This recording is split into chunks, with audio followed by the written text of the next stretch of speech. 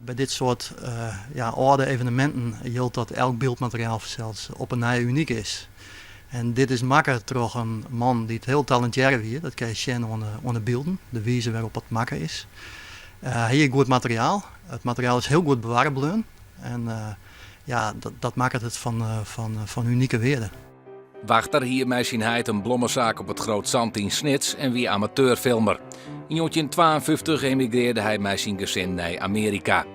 Het filmmateriaal dat zijn familie nou aan het Fries Filmarchief onbeen had, liet beelden zien van de Alversterrentocht op 6 februari 1941.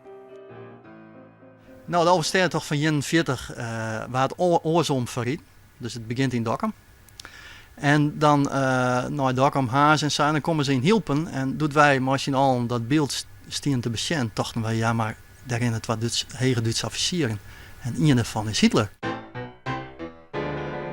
Toen kwamen we erachter dat Eva Braun, de maîtresse van Hitler, op 6 februari 1941 Jedi weer. We dachten zo ze even het invloed wezen naar hielpen als een soort van Jiddisch cadeautje voor Eva.